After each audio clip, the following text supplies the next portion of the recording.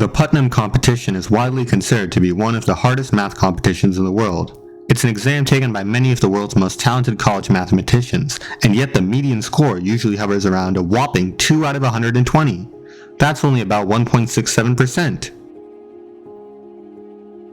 In this video, we will be solving problem A2 from the 1998 edition of this competition in an elegant fashion, driven by visual intuition, that unlike brute force computational methods, will allow us to get a satisfying understanding of the underlying concepts at play.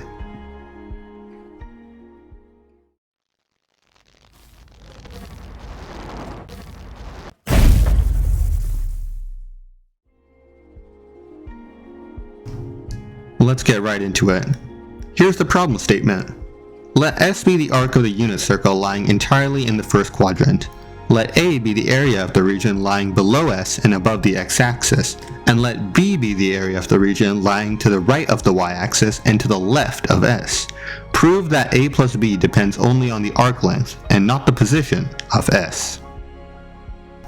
Now, that's a lot of words to take in. However, we can make this problem more understandable by using an important problem-solving strategy, drawing a diagram. This will allow us to turn these words into pictures. Let's make some axes to build our diagram on.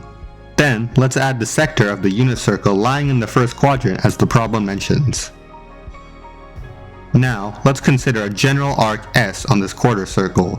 It could lie anywhere, and be of any length as long as it fits on the circle, but we shall just draw one possible example of this arc to guide our reasoning. Once we have done this, it's not too difficult to add the areas A and B to our diagram. Here's the area A bounded by the arc and the x-axis, followed by the area B formed similarly but bounded on one side by the y-axis instead of the x. These two areas A and B overlap in the section in the middle. I'm going to color this intersection purple to make it pop out a little. Alright, it's now clear that the area A plus B is the total of all the colored regions on this diagram. Yet note that we will have to count the purple area twice as it's part of both regions. However, it's not immediately clear why the sum of areas should depend only on the length of S. I mean, how do we know that all of these areas are the same? It turns out that the key to this problem involves using another important problem-solving strategy, breaking the problem up into smaller and more manageable parts. Let's consider the areas of each of the three different colored regions here individually and then add them up at the end. Let's look at this blue rectangle first. Its area is its length times its width. At this point, I'm going to do something that might seem a little random right now, but will ultimately lead to a nice solution. I'm going to add in this triangle right here that has vertices at the center of the circle and the two topmost points of the blue area. If we find the area of this triangle, we will see that it is half of the area of the blue rectangle. This is because its area is half of its base times its height, and its base is the same as the rectangle's width, and its height is the same as the rectangle's length. As a result, its area is 1/2 L times W. Because of this, we can write the area of the blue rectangle as 2 times the area of this triangle. Let's put that fact to the side for now and turn to the red rectangle. If we say that this rectangle has a width of A and a length of B, then its area is A times B. Like what we did earlier, I'm going to create a red triangle with 2 vertices that coincide with some of the red rectangles and 1 at the origin. Once again, the area of this triangle is half of the area of the corresponding rectangle of the same color.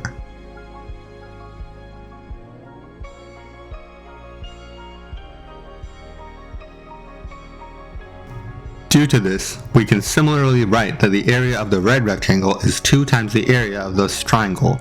Let's put this fact to the side onto the axes with the blue triangle. Interestingly, this red triangle seems to fit perfectly with the blue triangle from before. In fact, these two pieces put together almost form a sector of the circle. However, there seems to be just one small piece missing. Luckily, that piece can be filled in by looking at the purple area from before. If you recall, This portion has to be counted twice because it was part of both the areas bounded by the x and the y axes.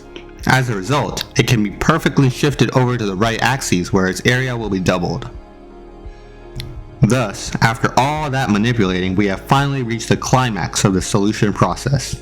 We can now see that the initial blue and red areas that the problem statement gave us can be rearranged to become twice the area of the following sector. You might be wondering how exactly this transformation of the original area in question allows us to prove that the area is dependent only on the arc length S.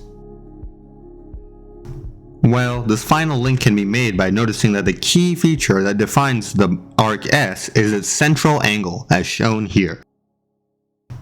The length of this arc S is completely dependent on the magnitude, but not the position of, this angle theta.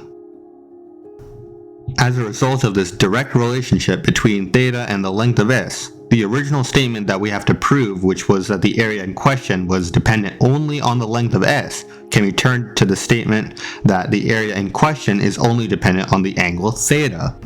And due to how we transform the area A plus B into twice the area of the sector, it can be easily shown that this area is dependent only on theta. This is because the sector has the same central angle theta as the arc S, as we can see that it actually contains the arc S in it due to its original construction using this purple part.